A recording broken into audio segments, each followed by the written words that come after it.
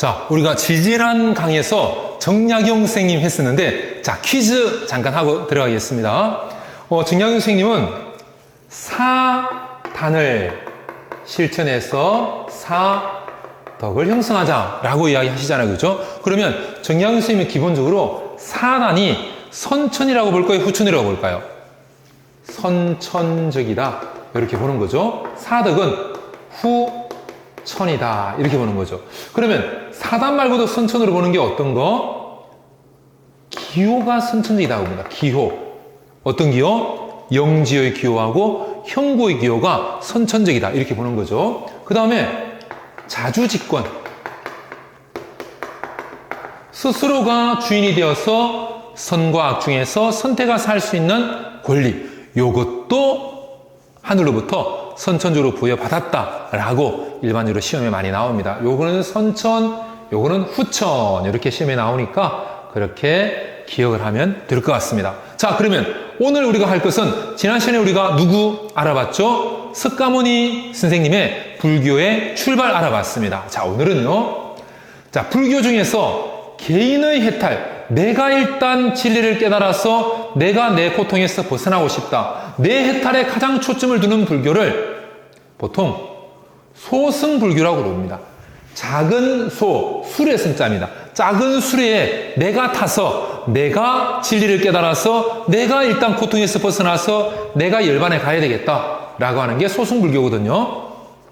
이 소승불교에서 강조하는 것은 수행자가 자기 내면에 몰입해가지고 엄격한 종교성을 통해서 내가 해탈하는 것, 요걸 중시합니다. 그러니까 남을 구제, 니도 못 깨달았는데 누굴 구제한단 말이냐? 니가 고통의 바다에 빠져 있는데 다른 사람 구제한다고 하는 거 다 고통의 바다에 같이 빠지는 거다. 너가 먼저 진리를 깨달아서 고통에서 벗어나라. 니가 해탈하고 니가 열반에 가면 다른 사람들 자연스럽게 따라온다. 이렇게 보는 게 소승불교입니다. 근데 작은 술이라고 붙인 것은 대승불교에서 이름을 붙인 거고, 일반적으로 학자들은 이 소승불교는 남쪽으로 많이 전파됐다고 해서 남방불교 이렇게 많이 부르고 있습니다. 소승불교에서 추구한 이상적인 인간상으로 개인의 수행에 집중해서 깨달음을 얻어서 해탈한 사람을 우리 영화에도 나왔거든요. 아라한 장풍대작전 알죠? 그죠? 아라한이라 부릅니다. 아라한.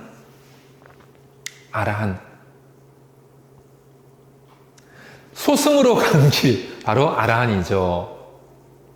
이에 비해서 중생과 함께하는 대중적이고 사회적인 측면을 강조하는 불교, 바로 작은 수레에 나만 열반으로 가는 게 아니라 나 말고 여러 사람이 같이 타고 열반으로 가자, 고통이 없는 세계로 가자, 큰 수레를 강조하는 대승불교가 됩니다. 대승불교는 야, 부처님이 공 말씀하시지 않았냐? 고정된 실체 없는데, 나라는 고정된 실체가 없는데 왜 나만 깨달으려고 그러냐? 나는 공인데 다른 사람들과 함께 하자, 함께 고통에서 벗어나자. 이게 대승불교입니다. 그래서 중생들이 얼마나 고통에서 시달리고 있냐? 그 중생에서 시달리는 중생들을 고통에서 건져내자. 이게 대승불교거든요. 자, 대승불교 이상적 인간상은 누구냐면 위로는 진리를 추구하는 겁니다. 진리를 열심히 추구하는 거죠. 깨달음을 추구하는 겁니다.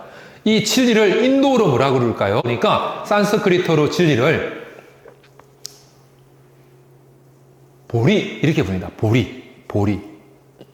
인도 산스크리트어로는 바디 이렇게 되는데 이거를 중국말로 옮기면서 보리 이렇게 아까 우리 보리수 했죠, 그죠? 진리를 보리수 한 것처럼 보리 이렇게 부르고요. 아래로는 그럼 뭐라? 위로는 내가 진리를 추구하고 아래로는 중생을 구제하자. 왜? 고통에 빠져서 너무나 힘들어하니까 그 힘들어하는 중생을 구제하자는 겁니다. 이 중생을 인도어로 살타라고 합니다. 살타. 원래 인도 산스크리트어로는 사트바 이렇게 부르거든요. 사트바. 그 사트바를 중국말로 옮길 때 살타 이렇게 옮겼습니다. 그래서 살타를 구제하자. 그래서 위로는 진리를 추구하고 위로는 보리를 추구하고 아래로는 살타를 구제하자. 이 사람 위로 보리 추구 아래로 살타를 구제하는 사람을 보리살타 이렇게 불렀습니다. 이 보리살타를 줄여가지고 보살 이렇게 부릅니다. 그래서 보살을 대승불교에서 이상적인 인간상으로 위로는 보리추구, 아래로는 살타구제 이렇게 지향하는 사람입니다. 이 대승불교의 교리가 확립되는데 아주 큰 역할을 한 인도의 스님이 있습니다. 그 인도 스님이 바로 이분이거든요. 이분입니다. 이분이 바로 나가르주나라고 하는 분입니다. 나가르주나. 인도의 스님인데요. 나가라고 하는 것은 인도에서 용을 이야기해요. 용.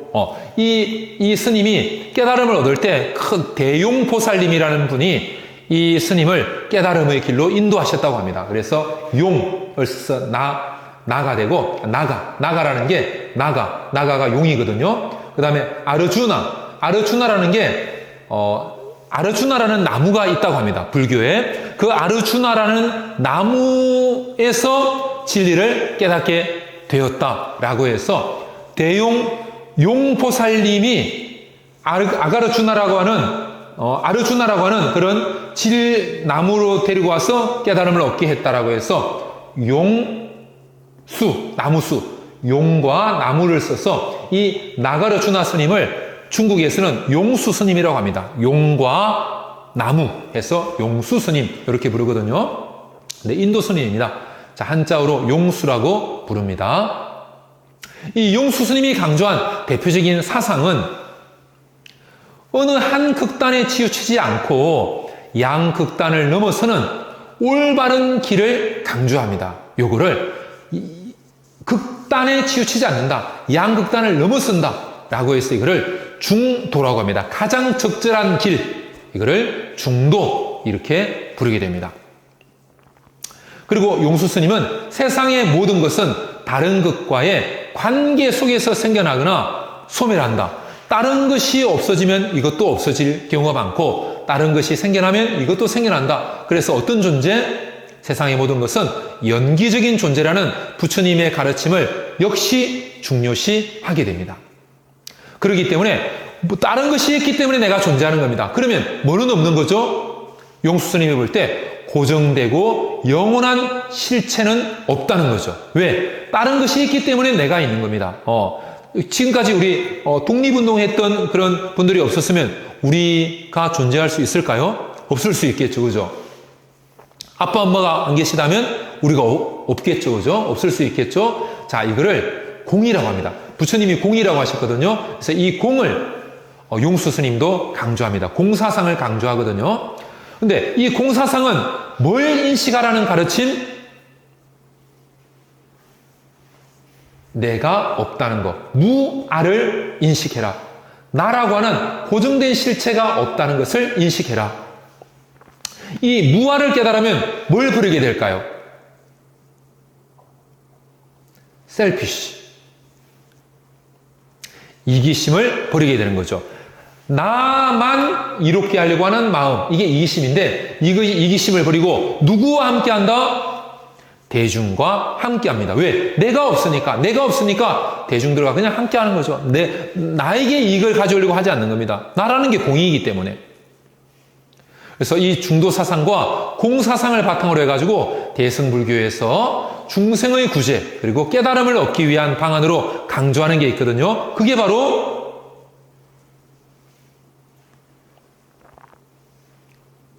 무지와 탐욕, 싸움과 고통의 이 언덕에서 이 진리를 모르는 무지, 그래서 욕심내고 싸우고 서로 더 많이 가지기 위해서 더 높은 자리 가기 위해서 싸우고 그래서 고통스러워하는 이 언덕에서 깨달음의 언덕, 해탈의 언덕, 열반의 언덕, 고통이 사라진 저 언덕으로 갈 것을 대승불교에서 강조합니다. 이것을 저피 언덕 안 갈 도피안이라고 합니다. 도피안. 저 언덕으로 간다라고 해서 도피안 이렇게 부릅니다. 갈도, 저피, 언덕안이라고 해서 도피안이라고 합니다. 자, 이걸 인도어로는 산스크리트어로 요거를 이 도피안을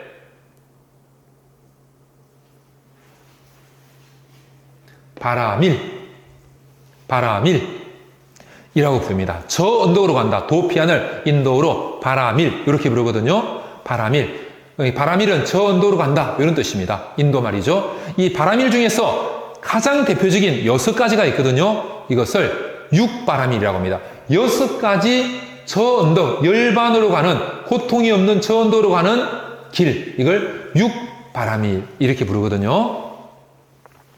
자, 육바라밀 중에서 널리 사람들에게 이렇게 베푸는 것, 내 것이 내가 없기 때문에 내가 지금 가지고 있는 거, 이거 내 것이라고 생각하지 않는 겁니다. 필요한 사람들한테 널리 베풀어 주는 거죠. 요런 바라밀을 보시바라밀 이렇게 부릅니다. 보시바라밀. 이런 바라밀을 보시바라밀 이렇게 부르고요. 그 다음에 깨달음의 지혜를 가지는 바라밀. 깨달음의 지혜를 가지면 고통이 없는 저 열반의 저 언덕으로 간다는 거죠. 이 지혜를 인도어로 프라저나 이렇게 부릅니다. 프라저나. 지혜를 인도어로 프라저나라고 하거든요. 이 프라저나 요거를 한자어로 옮긴 게 프라저나를 한자로 옮기게 되면 이렇게 됩니다. 반야 이렇게 부릅니다. 요 지혜를 반야 이렇게 부르거든요. 반야. 그래서 반야라는 게 바로 프라저나를 인도로 옮긴 겁니다. 지혜라는 뜻입니다. 지혜. 반야. 반야 바라밀. 지혜를 통해서 저 언덕, 진리를 깨닫는 지혜를 통해서 고통이 없는 저 언덕 열반으로 간다는 거죠. 반야 바라밀. 그래서 불교 경전 중에 아주 유명한 게 금강 반야 바라밀 경. 저 언덕으로 가는 지혜를 주는 그런 경전이 되는 겁니다. 반야 돌솥밥이 있고요. 자, 이렇게 해서 우리 대승불교에 대해서 간단히 이야기를 해봤는데요. 여기서 하나만 선생님이 잠깐 이야기할게요. 자, 칠판 잠깐만 한번 볼래요. 우리 지금 요 대승불교를 가져오는데 큰 영향을 준 게 누구였죠? 용수 스님. 인도어로는 나가르주나 스님이었죠. 그죠? 이 스님이 뭘 강조하셨다고 했죠? 모든 것은 연기에 의해서 조건과 원인에 의해서 일어나기 때문에 고정된 실체는 없다. 근데 고정된 실체가 없기 때문에 독자적인 성질을 가진 것도 없다라고 봅니다. 모두 다 다른 원인과 조건에 의해서 생겨나는 것이지 나라고 하는 어떤 독자적인 성질은 없다라고 부르거든요. 요 독자적인 성질을 두 자로 자성이라고 부릅니다. 자성. 그래서 이 세상에 자성은 없다라고 부릅니다. 독자적인 성질, 나 스스로 존재하는 성질 이런 건 없다. 모두 다 다른 원인과 조건에 의해서 연기에 의해서 일어나기 때문에 자성은 존재하지 않는다라고 이야기합니다. 자, 두 번째. 아까 용수 스님은 극단에 치우치지 마라 라고 이야기했죠. 진리를 올바로 바라봐라. 극단에 치우치지 말고 적절한 길로 바라보는 것. 가장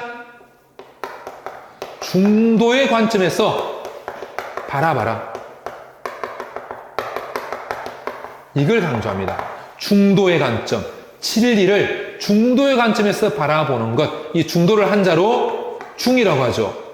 보는 것, 관이라고 합니다. 그래서 요 용수 스님, 나가르주나 스님의 요 학파를 중관학파라고 부릅니다. 중관학파.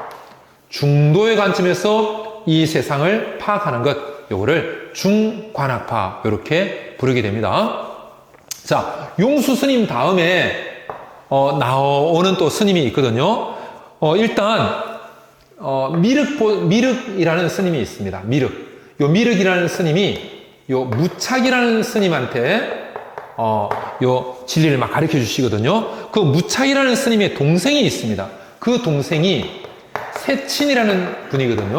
요 세친 스님인데 요 세친 스님은 바수반두, 인도말로 바수반두 이렇게 부릅니다. 바수반두.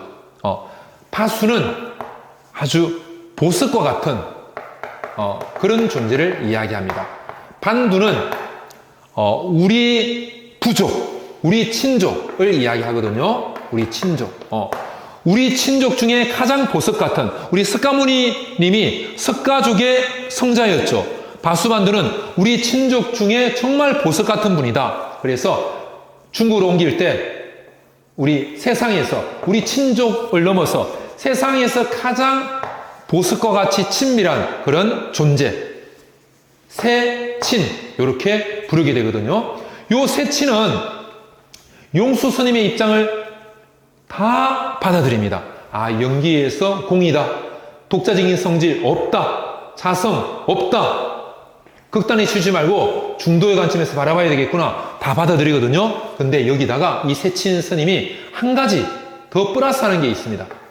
뭐냐면 자성도 없고 모든 것이 공인데 모든 것이 공인데 그런데 모든 것이 공이라는 것을 바라보는 모든 것을 공이라는 것을 인식하는 거죠. 아, 이 세상에 모든 것이 연기에서 일어나는구나. 아, 그래서 이 세상에 모든 것이 공이구나. 이 세상에 독자적인 성질을 가진 게 없구나. 자성을 지닌 게 없구나. 모든 것을 중도의 관점에서 바라봐야 되는구나. 라고 하는 것을 인식하는, 의식하는 그런 마음의 작용은 있다. 라고 깨닫게 됩니다. 아, 모든 게 공인데 모든 것이 공이라는 것을 내 마음이 알게 되는구나. 아, 이게 다 공이라는 거. 아, 이게 고정된 실체가 없다는 것을 내 마음은 아는구나. 내 마음이 이것을 인식하는 것은 있구나. 라고 하는 겁니다. 그래서 이거를 세친 스님이 뭐라고 부르냐면 오직 내 마음의 작용, 인식하고 의식하는 것만 있다. 라고 해서 오직 식만 있구나. 라고 이야기합니다. 요거를 오직 유, 인식하고 의식하는 마음의 작용, 식이라고 해서 유식학파라고 부릅니다. 유식학파. 오직 마음이 작용하는 식, 인식하는 것, 의식하는 것, 그것만 있다. 모든 것이 공인데 그 공인 것을 알아채는 마음의 작용, 의식은 있다. 그래서 유식학파와 중간학파 둘 다 자성은 없다 라고 하는 독자적인 성질을 가진 것은 없다. 공이다. 왜? 모든 것은 연기에서 일어나기 때문에 이런 공통점을 지닌다는 거 이렇게 기억을 하면 좋겠습니다. 오늘 여기까지 할게요. 자, 수고했습니다.